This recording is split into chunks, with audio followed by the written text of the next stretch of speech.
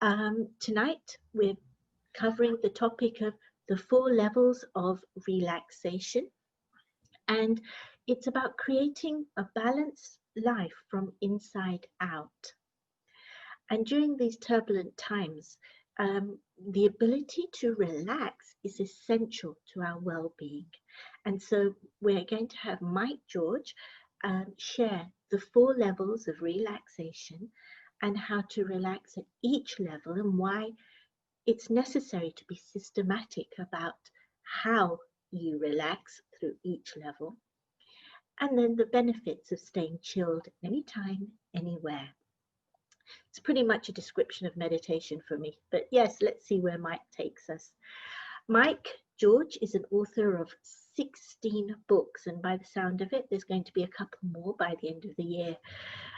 They include Learning to Relax, Don't Get Mad, Get Wise, and the 7 Myths of Love. Mike's a coach and facilitator for companies and communities in over 40 countries. I'm going to invite you to send in your questions through the question and answer link.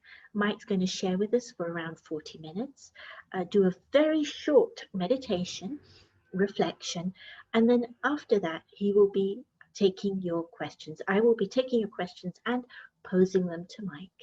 So over to you, Mike. Thank you. Great, thanks, Artie. And a very warm welcome to everyone. Thanks very much for tuning in. And it's my pleasure to do the Friday night show from screen to screen. Who would have thought that the screen business would have gone on for quite so long? I would have thought we'd be back in the big halls by now, but it looks like screen karma continues for a few more months. So as Artie was saying, the purpose this evening is to just explore a few ideas and insights, I guess, which have worked for me and which I now understand are essential if I'm going to find the deepest level of relaxation.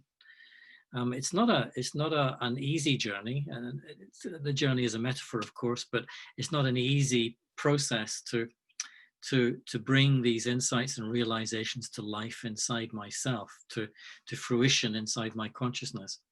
But what I'm going to do is kind of draw a little bit of a map, and then encourage you always to it's not going to be very valuable until you draw your own, until you begin the whole process of exploring for yourself. And so the 4 levels, which is the title of the talk, 4 levels of relaxation, pretty obvious really, takes you from the physical to the mental to the emotional and to what I call the heart level, the relaxation of the heart. And heart, for all intents and purposes, is the self in a sense. Not the physical heart, that's not what I'm talking about, but the heart of consciousness. We have 2 hearts, the heart of the body and the heart of consciousness. And that heart of consciousness is another word for moi, for me, for I, for the I that says I am. So I'm going to just quick insight into each one of those 4 levels. And of course, they're all connected. You can't separate them. It's a bit like a television, you know. Someone said, but how does the television work? And then someone said, well, let's take it apart and see. And as soon as you take it apart, it stops working. And so it's a little bit like that, is that we'll take these different aspects, these different levels, if you like, of what's necessary to relax at each level. But of course, they all affect each other, they all influence each other, and they're all integrated within our consciousness. And so, as Artie said, please do feel free to throw up your questions or comments on the chat page as we proceed. And I hope there are some questions, because I much prefer answering questions than just talking at a screen. It's much more fun and more challenging as well, more interesting. So please do feel free to pose your questions. So the first level, of course, is the physical level, and it's pretty obvious that the 4 corners of relaxing physically, of diet, sleep, relaxation, rest, basically, and exercise. And I'm not going to spend a lot of time on this level, because there's a ton of information. There's a tsunami of information, all online, all virtue, or thank you to Dr. Google and Professor Amazon. You can drown in insights and information around these 4 areas Yeah, diet, sleep, rest, and exercise. And of course, it's up to each one of us to find our own balance with each one of these. Because each one of us is different. We're going to have a different requirement at each level. A little bit more rest at some stages, a little bit more sleep at other stages, making sure that the digestion system is working and the diet is appropriate to my particular metabolism. Wow, we could go on. We could talk for more than 40 minutes just on this one level alone. So physical relaxation requires that I do the work of experimenting to establish what works for me in each of these 4 areas. Yeah, and so, as I say, I'm not going to spend a lot of time looking at these particular areas, but just perhaps one thing is this ability to take myself away from everything, and certainly we're getting the opportunity to do that now with things called self-isolation and social distancing and so on. But this ability to take myself away and be comfortable on my own, as I was mentioning to Artie before, it's essential that we find ourselves being okay with ourselves on our own, and the ability to take time out and just relax. And there's different ways to do that. However, I won't be able to until I'm able to relax the second level, which of course is our own minds. And then this takes us into the whole universe of thinking, if you like, or this idea that how do I relax my mind? And many people think, well, I've got to think positively, first of all, and not be negative in my mind. And I'm going to say, well, it doesn't really matter too much whether it's positive or negative. And ultimately, if you do choose to explore this level of your creation, basically, because all your thoughts are created by you, you'll eventually discover that there's no positive or negative, because your thoughts are created in your consciousness, in yourself, not in your body, not in your brain even, but in your consciousness. And in your consciousness, there's no positive or negative. There's no duality. There is in the world around us outside, but inside there isn't. So if you're interested in your thoughts, then you'll probably want to do a Sherlock Holmes to see where your thoughts are coming from. And your thoughts arise essentially from your beliefs, the beliefs that you've learned, you've assimilated, you've adopted somewhere in the past from some people, probably parents, culture, teachers, etc. You've just believed what you've been told, and then you've recorded those beliefs in your consciousness. And so situations and people and words, they come from outside as sounds, as physical feelings, as experiences, as scenes, and they trigger your belief to life. And you don't even notice it. It just throws up a thought, and the thought into your mind. And so that thought is neither right nor wrong. It's not good nor bad. It's just a thought. But of course, we're very quick to judge I shouldn't be thinking like that. I should be thinking more like this. I shouldn't be like that. I shouldn't. And so you can feel the tension of I shouldn't, I ought not to. I've been taught not to think like this. I went on a positive thinking course last year, and they said I shouldn't think that. You should be thinking more like this. And so you can almost sense the tension I'm beginning to create just from observing my own thoughts, just for a moment. So this is the old idea that, if you believe the world's a dark and dangerous place, which is what most people do, and it's what we absorb, especially from the media today, it's a horrible world, it's a dangerous world, then you will perceive situations and events around you darkly. You will perceive them. You'll interpret them as danger, basically. And you'll think, this is dangerous. This I have to stay away. I mustn't engage with, I must go. And so you begin to think accordingly. And then you'll generate a lot of fear, basically. Whereas some people who believe the world is an adventure playground, they'll perceive situations and events and people and relationships as an opportunity to learn, to play, to be creative, to be adventurous. And so their thoughts will be quite different. Now, it's not that one set of thoughts are wrong and one thoughts are right and you should be thinking this way and you shouldn't be thinking that way. It's just a question of becoming aware of the belief which is originating the thinking. Yeah. And the more you become aware, the more you will challenge that belief, the more you will look beyond, look past the belief. Neither belief is right or wrong, it's just a belief.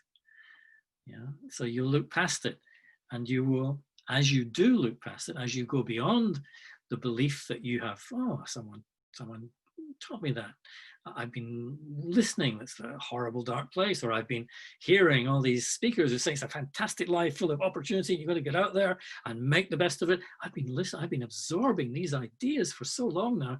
Now I can see where it's coming from, and I can see that I'm actually holding on to the belief that I've created, having been influenced by the dark and dangerous, or the adventurous opportunist, if you like. And so I have created my version of that belief, and I'm holding on to it. And it gets triggered, and one result of the triggering is the thoughts arise in my mind. You know, so I've got to kind of see this if I'm going to be the master of this process. And so whenever you're triggering your unrelaxed mental state, always know that behind that state, there's some kind of belief or belief system. Yeah, and of course that unrelaxed mental state is a state that I can change. Yeah, it's a state of consciousness that I can change. So we all learn lots of different beliefs on our journey through life. The main one, of course, is that someone else is responsible. And anytime you react to anyone, or anytime you think they should, they must, they have to, as soon as you judge someone, then it's like you are energizing the belief that you've learned somewhere in the past that someone else is responsible for my life, for how I feel, for what I do, for my journey, if you like. And of course, as we know, we've switch on the TV, switch on any movie, and you can see, you can sense how you're being taught to believe this. And so if you question it, then you might discover a deeper truth. And this is why being curious, questioning, not out of, oh, that's wrong and that's right, not out of resistance, but just out of curiosity. Wait a minute, if it's not them, then it must be me. What is it I'm doing that I need to change to not make myself so mentally unrelaxed all the time? Yeah, and so you discover a deeper truth, and the deeper truth, of course, in this case is that I'm responsible. It's not them. I'm the creator of how I feel, of what I do, what I think. It's not them. It's always me, always me. And so that deeper truth then sets you free from being captured by this belief that you have assimilated, and you've created your version of it, and you've held onto it in your consciousness. It sets you free from that trap, if you like.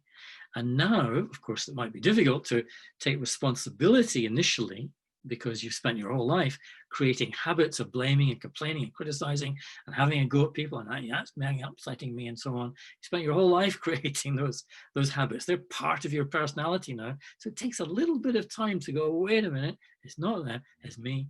Oh, wait, hold on a second. Can't blame anyone for anything. Sounds easy, isn't it? But of course, it's quite challenging. But that is the kind of work I guess we all have to do at some stage. Otherwise, you spend your whole life perceiving yourself as a victim. Yeah, and this is not a new idea. I'm sure you've read it, heard it somewhere else before, and it's not bad to hear it hundreds of times. It took me hearing it hundreds of times for the penny to really drop and to start taking responsibility for my own life.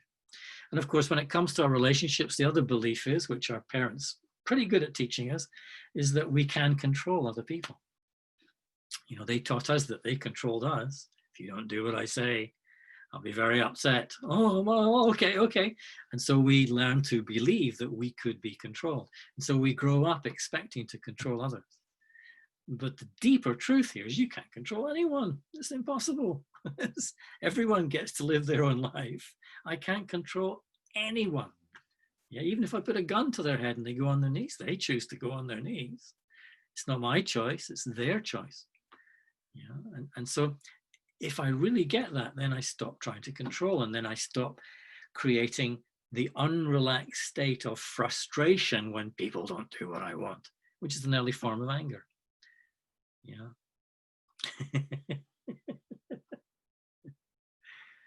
Yeah, it's challenging.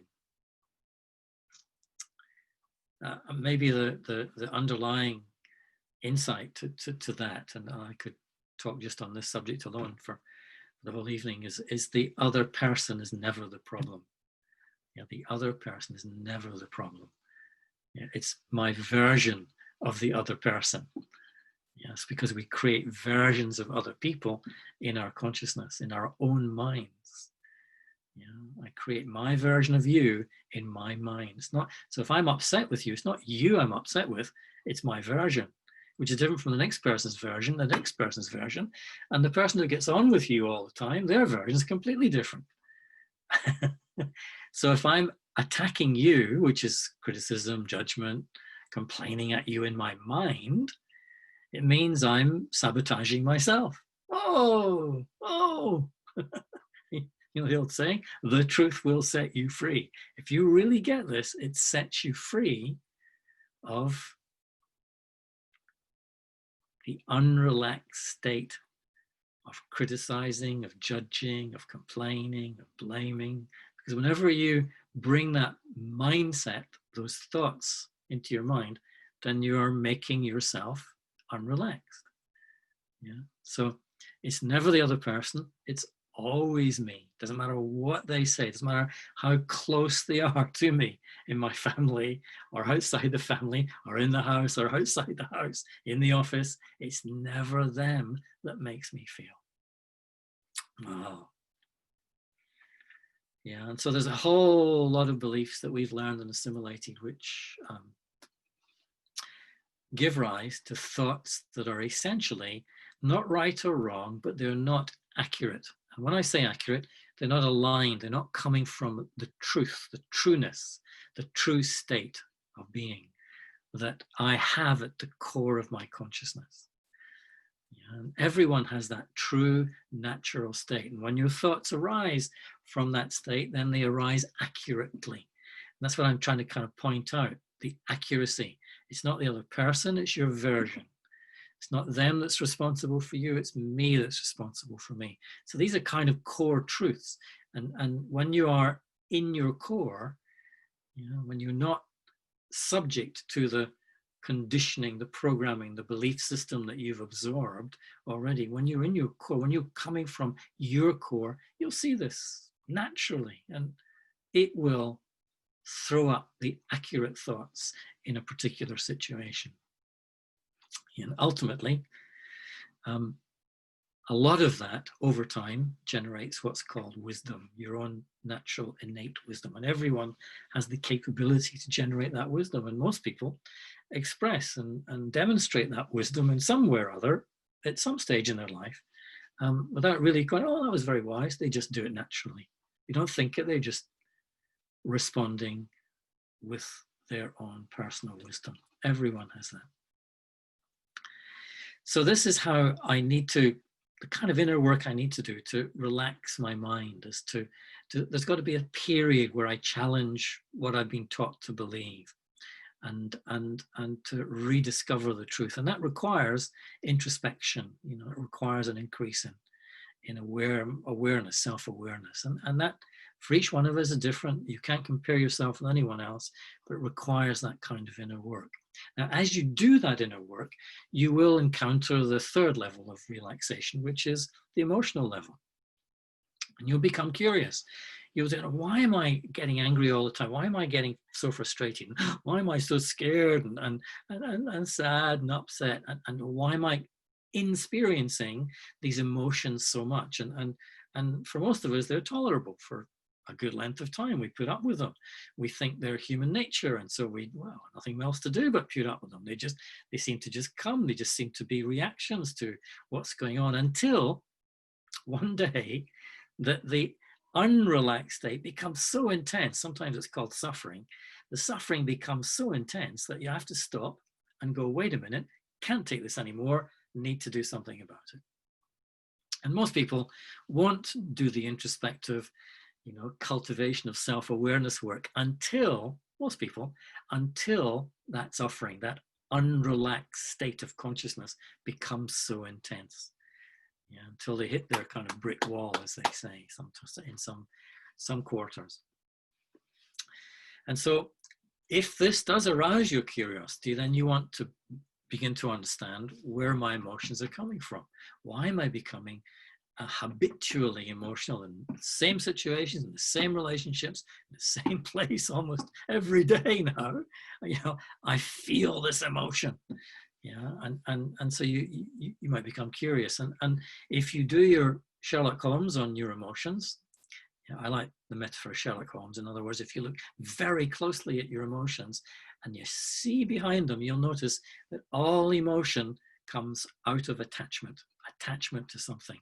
You are attached to something in your consciousness, not with your hands, but in your consciousness. So there's the self, and there's the images on your mind, and you attach yourself to those images, to those ideas, to those beliefs. Ha-ha! Well, there's our friend belief again. And so that's why you argue, because you're attached to your belief. And in the argument, you're making yourself very emotional. A little bit of anger, a little bit of fear. So if you keep doing that if you want, and that's what many people do. They spend their whole life arguing with everyone. Feeling that this is life, this is how I feel alive. And so they generate these emotions quite deliberately, but they don't realize that they're sabotaging themselves. They don't realize that the anger and fear, the mix of the two in the process of the argument, is coming from their attachment, which means their non-freedom, their dependency on the belief that they have in their consciousness. They're holding on to it. It's become their support. It's become their sense of who I am. It's become their sense of identity.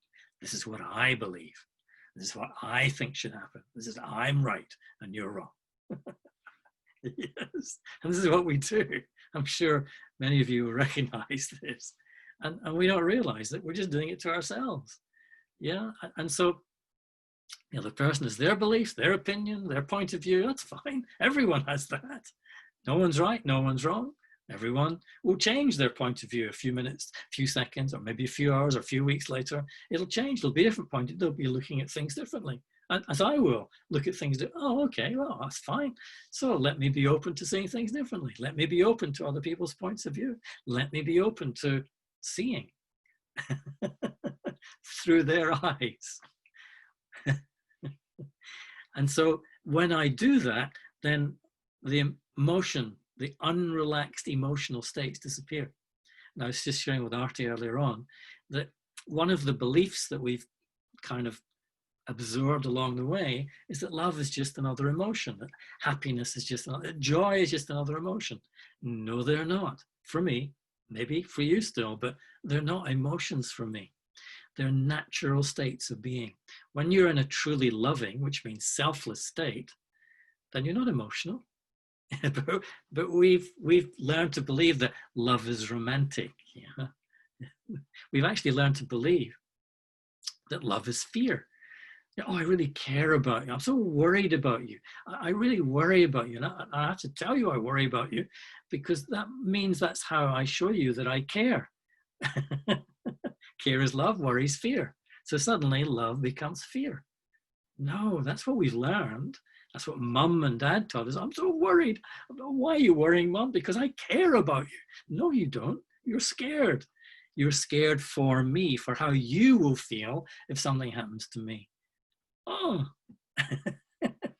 now, that might be a little bit too much for many, but for me, that's why we get the emotion and the natural state mixed up. And then we just call love another emotion. We call happiness another emotion. And then, well, happiness becomes something called pleasure. And when we think, oh, I've got to find my next pleasure. I've got to find something out there before I can be happy in here. Another belief. Yeah, no one teaches us, if we're pretty unlucky on the journey through life, that happiness actually has to come from inside. That love comes from your own consciousness, your state of consciousness, your highest state of consciousness is a loving state by nature. But then if we just call them other emotions, where do they begin? Where do they end? Where does fear begin and love end? They're the opposites in a sense. They're different vibrations of the same energy of consciousness, but one is distorted and one is natural. Fear is a distortion, love is natural. No one teaches us that. Yeah. And then when we're scared and angry and sad, what do we say? We say, well, it's human nature. And we use that belief to give ourselves the excuse for not doing anything about it. And so we make ourselves unrelaxed. We get scared and then we get really angry or we get sad, oh, it's terrible. And so human nature, everyone's sad, everyone's scared, everyone's angry. So much mom and dad were angry, so much human nature, nothing I can do. And so I'm actually giving myself an excuse not to set myself free of an unrelaxed state. Because when you're scared, you're angry, you're not relaxed. I'm not relaxed at that level.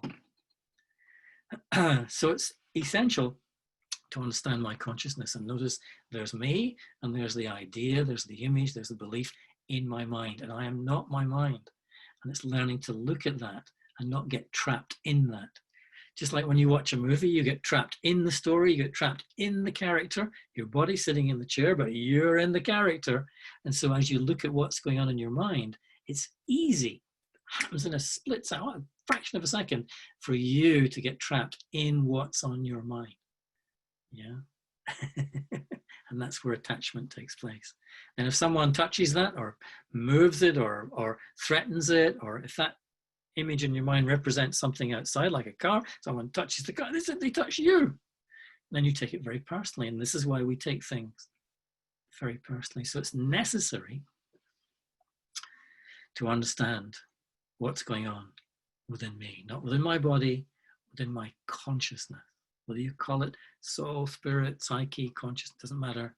The label doesn't matter, but within the energy that I am. It's necessary to understand. And that takes us into the fourth level, of relaxation, which is the level of the heart of me, the core of me. Yeah, and some people, they call this the spiritual level. Some people call it the soul or the essence of who I am. And here's when you encounter the deepest questions. And if those questions are not answered, in other words, if I'm not clear in myself, then they will ripple out and affect the other three levels, basically. And there's three questions which are useful to engage with to begin the process of finding a deeply relaxed state of being, not doing, state of being, state of consciousness. Three questions. Question one, who am I? In other words, if I don't know who I am, I confuse myself by identifying with everything that I'm not. If I don't know who I am, what I am, who I am, I confuse myself by identifying with everything that I'm not. And that's why we dance around every day. We dance around. 1 minute we're identified with the job we do. Next minute we're identified with the country we come from. Next minute we're identified with our family. Next minute we're identified with the clothes in our wardrobe and the labels, etc. And so we dance around. And if anyone threatens to take those away or threatens to insult them or so on, we get very upset. And because I don't know who I am prior to all those false identities. I don't know who I am prior to dancing around to the dance. It is a dance. Life is a dance. And it is a dance between all of those things. But the mistake is I use them to build my sense of who I am. And it's not new. It's why marketing and advertising are so successful. We fall into that trap of doing that every day. And of course, well, we say that's life, that's normal.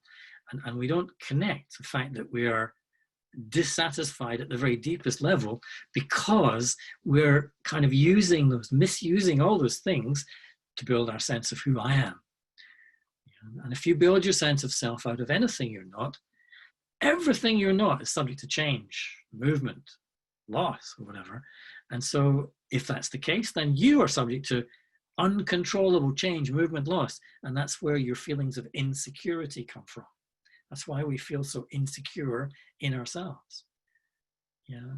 So the slightest little word from the politician here, from the boss there, or from the partner in the house here, suddenly they trigger our insecurity because they're threatening who I am.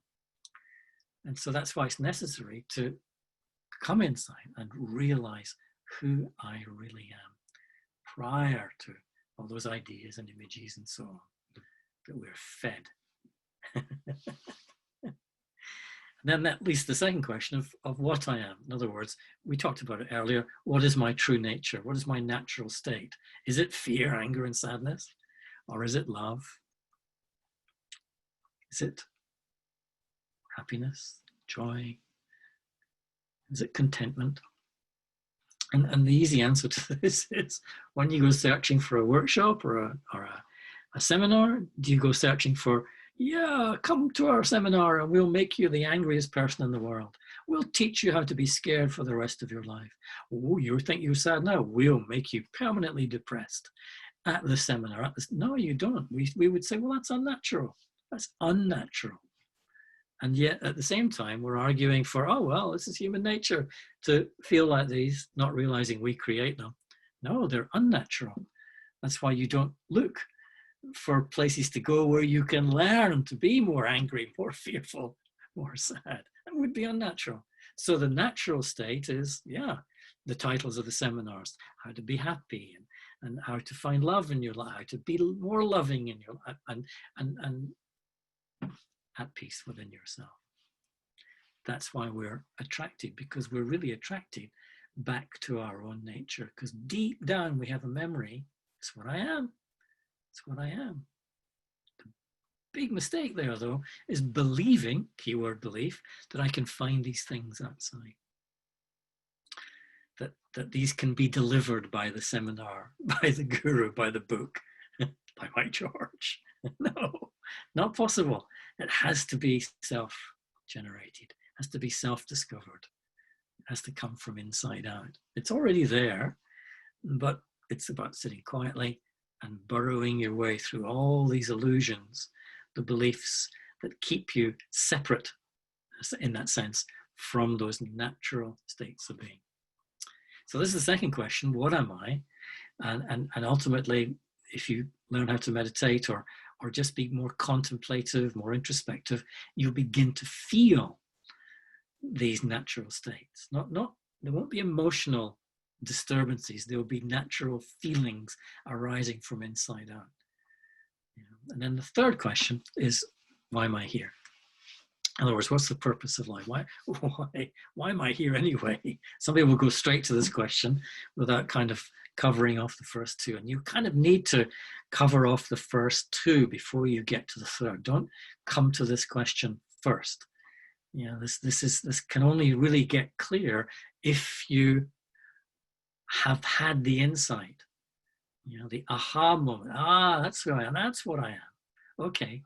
Then that informs your understanding of the answer to the third question.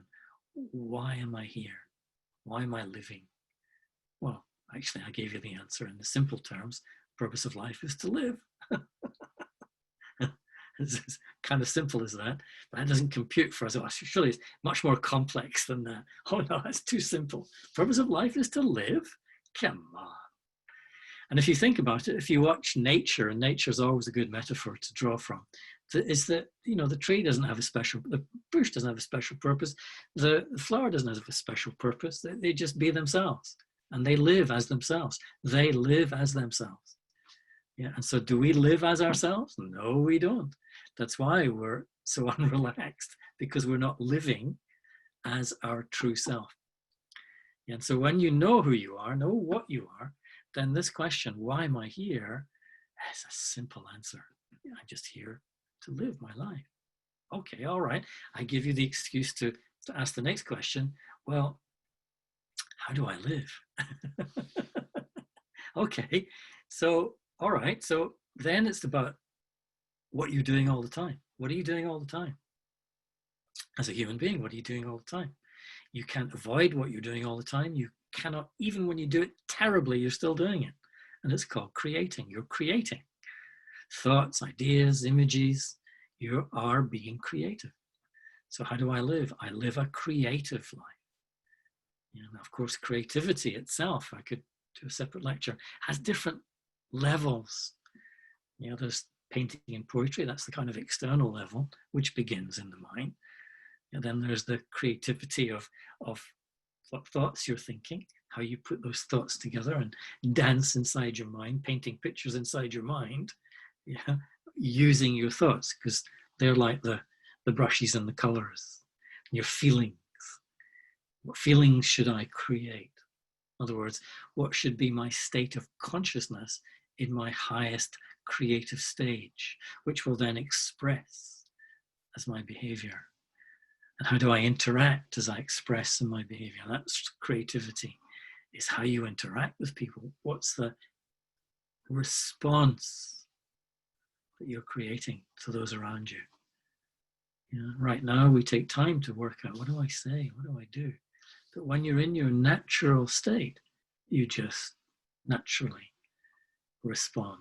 In other words, you create from the core of your being, because you know who you are, you know what your nature is. So whatever flows from there is accurate. Is not right or wrong, it's just flowing from there. Without thinking, without feeling, just it's flowing easily. Don't have to think, did I do the wrong thing? Did I do the right thing? I say the right thing. What should I say to this person? No, there's none of that going on.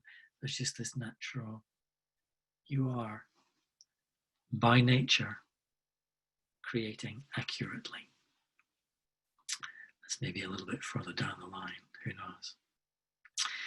So each of those areas, as I said at the beginning, is connected, and unless you kind of, this may be early days, but ultimately, unless you answer these sort of, who am I, what am I doing here?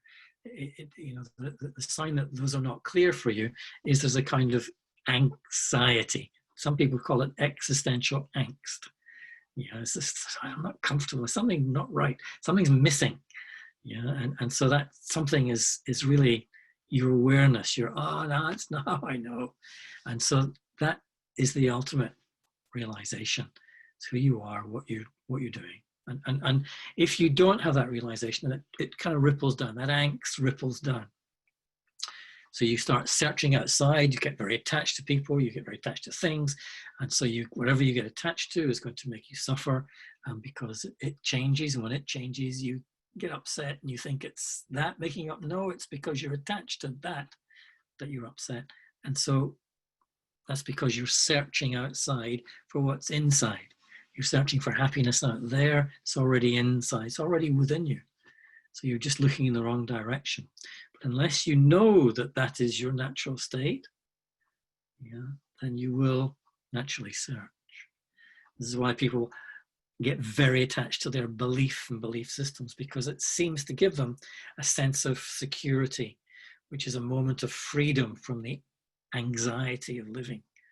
And so they use the beliefs, they use the understanding ideas as a sense of support.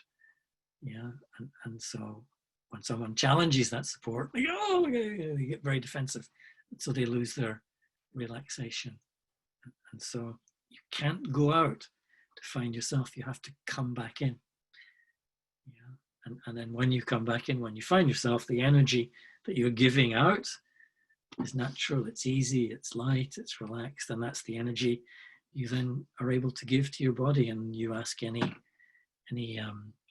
healer, maybe not doctors so much, but healers, they'll say that the body is ruled by consciousness. And it will reflect your state of consciousness over time. So any illness in the body, anything that goes wrong in the body, is because there's something kind of out of sync in your consciousness. So when the sync is there, that sync is restored, who I am, what I am, where I'm going, then the energy you're giving to your form is accurate energy, and it maintains. But again, that's another seminar too. It's good. I kind of think that's enough. What time is it? Wow, goodness me. Yeah, that's about right, I think. Yes. Would you like to do a short meditation, please? Yeah, shall we, that would be a good idea, really. So let's have a little meditation on all of that, and you can play with that too. As they say, to your heart's content. So let's do a meditation on the contentment of the heart. So I'm going to ask you to look away from the screen if you like, so that if you look at the screen, you just start watching the movements and start, it just triggers the judgments and what's going on and so on. Whereas if you look away from the screen, just rest your eyes somewhere, and you can close your eyes if you want. Just rest your eyes somewhere and relax your body in the chair. Not difficult to do that, especially on a Friday night. It's just to take your awareness through your whole body and see if there's anything tight or tense or not quite. And if you find any tension or tightness, just let it go. So your body is relaxed in the chair.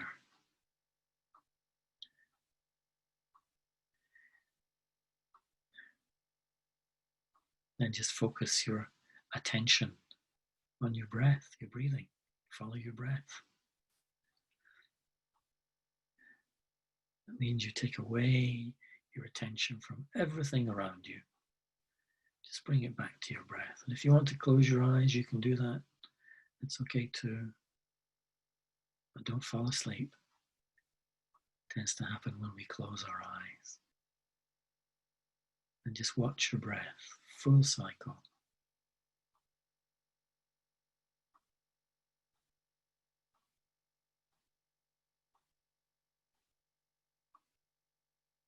And then bring your awareness to yourself and just see if you can be aware of yourself being aware.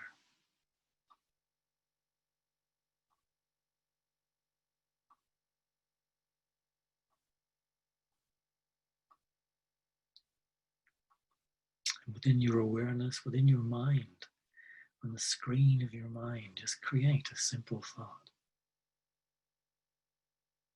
At heart, I am a being of peace. At heart, I am a being of peace. Allow that thought to pass across your mind, but very slowly.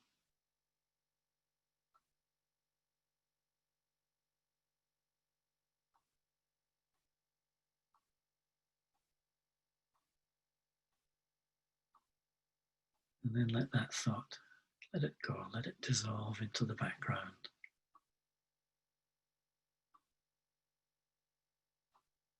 And notice what remains here at the heart of your being. There's a feeling of peace.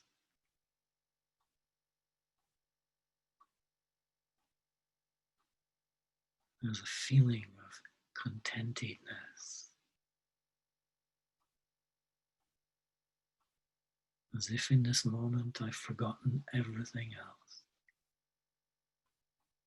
I've forgotten everyone else. I need nothing. I desire nothing. I am content.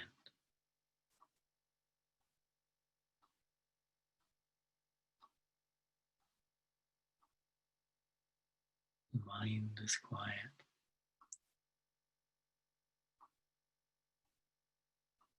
And there is a stillness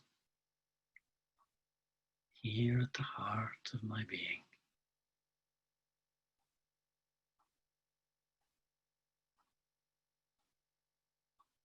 And I'm very content to be still.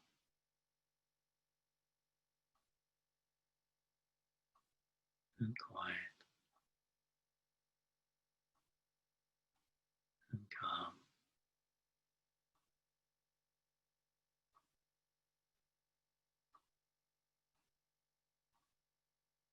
Silent and still.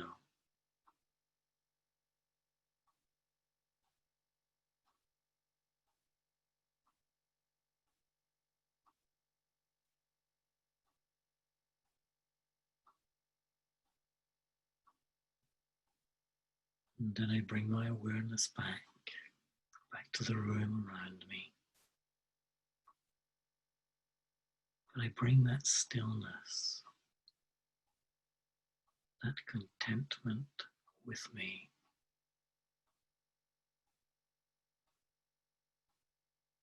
And as I listen through these ears, I hear from that stillness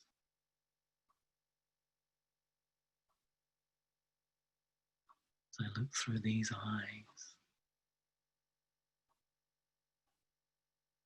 I see from that contented state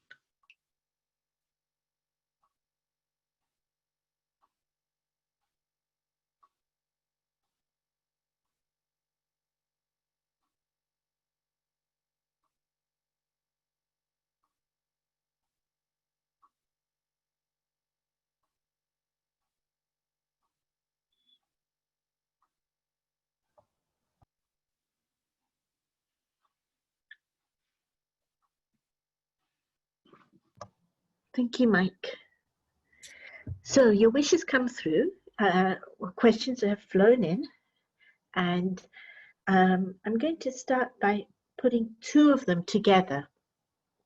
And the first question is, you say it's all about me. So how do you deal with a person who has some serious issues, i.e. constantly lying, and you have to be around them a lot? And the question that I will put with that is, can you unpick a little more? The other person is never the problem.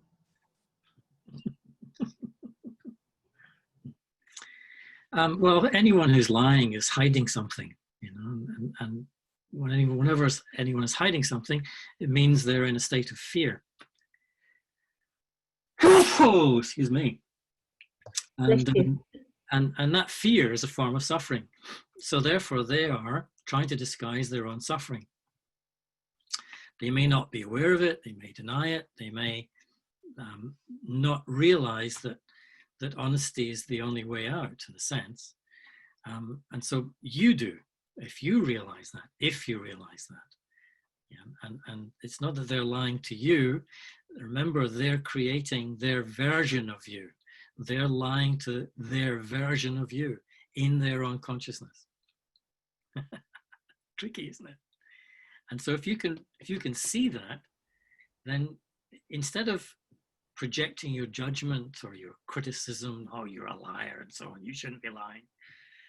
Instead of creating a version of them in your own consciousness, which you're now attacking, oh, you're always lying. Instead of doing that, then you will have compassion. There'll be understanding.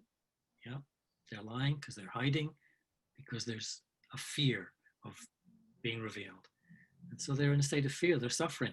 And what's the human response to suffering? It's compassion.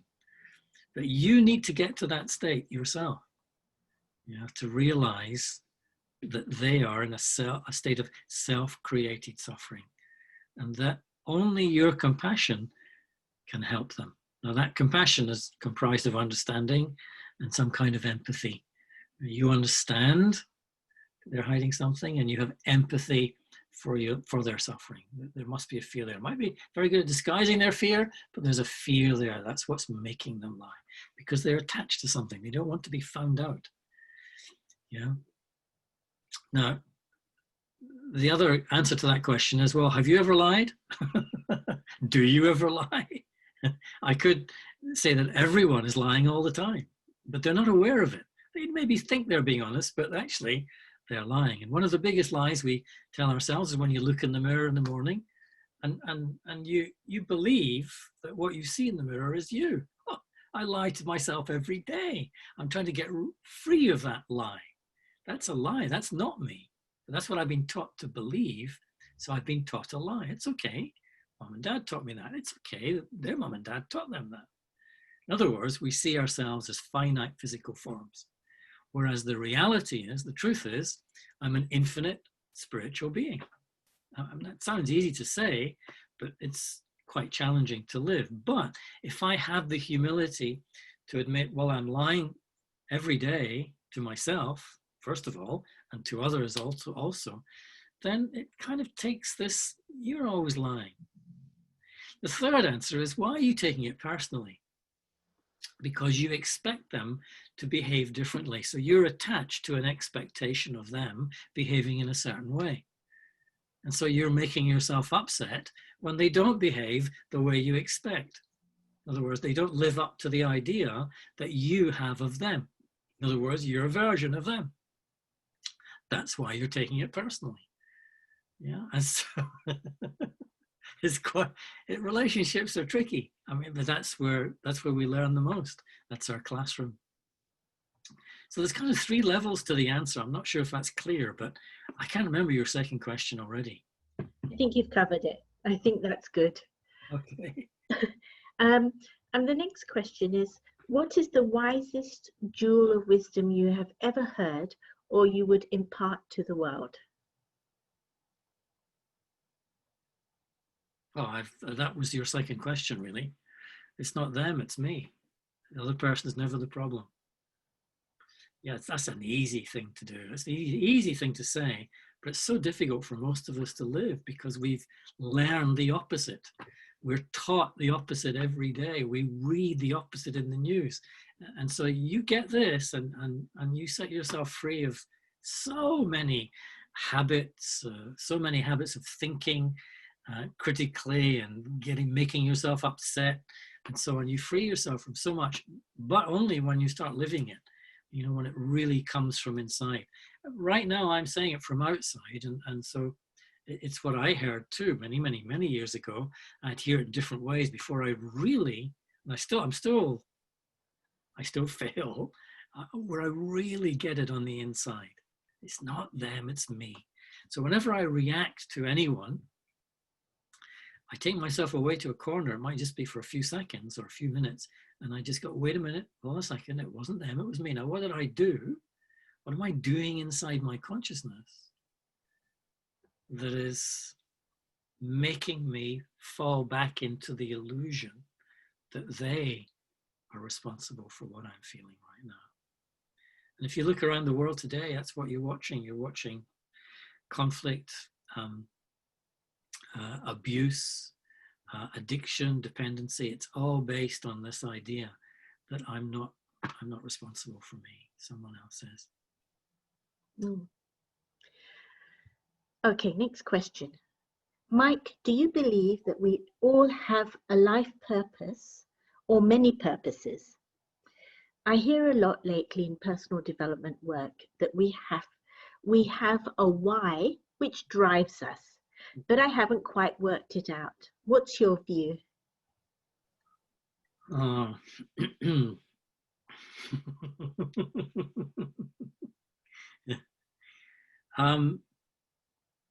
It's not right or wrong to have a purpose. It's not bad. It helps to focus your energy, just like a goal, really. It's good to have goals. It helps to focus your energy, but don't get attached to the goal. You know, in other words, don't turn the goal into something that you use to define you. So it's the same with a purpose. It's good to focus your energy, to have a purpose, but be flexible, be ready to have your purpose change, in different situations with different people. I kind of expressed it earlier on, the purpose of life is to live. And when you're living naturally, you don't need to think, oh, my purpose is.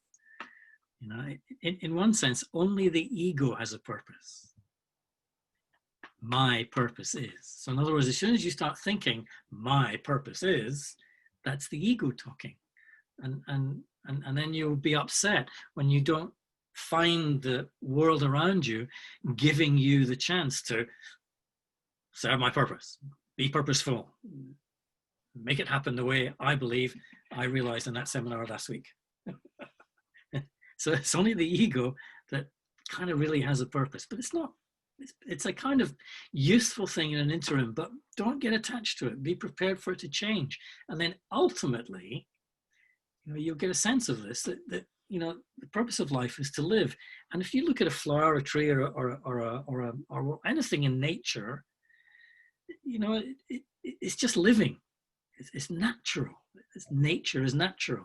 And so your nature, when it's natural, to be loving, to be content, you're not thinking, now I'm loving, now I have to be happy, now I've got to be more joyful. You're not thinking that, you just are. It's just flowing from the heart of your being, from your true heart. And you don't need a purpose when you're natural, when you're in your nature.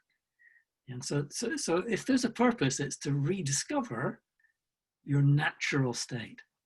That's why some people say, and some people, I'm not saying them right or wrong, they say you have two purposes, one in action, one in the world around you. Some people say your highest purpose in the world of action is service, to be of service to others. But then the other purpose is to restore your full awareness of your true state of being. To restore your full awareness of your true state of being. And your true state of being is this infinite, unlimited, conscious being that on its journey has trapped itself in limited things and finite things and objects and people and jobs and money and so on. These are finite things. And so that's why we feel trapped by these things. So it's to play with those things, but not be trapped in those things. So when you're not trapped in those things, then you can be natural, you can be easy. Whatever situation, whatever person comes in front of you, you respond naturally. In other words, if they lie to you, you're not affected by it. It doesn't bother you. It's their journey. It's their part in their play. It's their responsibility. It's not mine. I'm not affected by it. It doesn't bother me. I don't expect them to be a certain way. Do you see? And that's freedom. See the freedom in that? Much bigger than someone else telling you if you lie. Much bigger than that. I'm still here for them. It's not that I reject, because that's what comes after judgment. It's not that I criticize. It's not that I have expectations of them. I'm here for them. If they want me, they're great. If they don't, they don't. And there might be a moment I have to walk away and say, well, I've got to go and do this now. See you later. Bye. Instead of going, oh, I better stay here and make sure they're okay and fix them. I've got to fix them. Oh, they're not in a good space. No, let them. And stop interfering. Sorry, I keep laughing at my own. There are many, many thank yous coming through, Mike. Thank you for taking the time and being with us this evening and sharing those 4 levels of relaxation. And I'm going to thank the audience for joining us and being with us tonight. And we look forward to having you with us in the future. Good night and thank you. Thanks very much, Artie. Take care.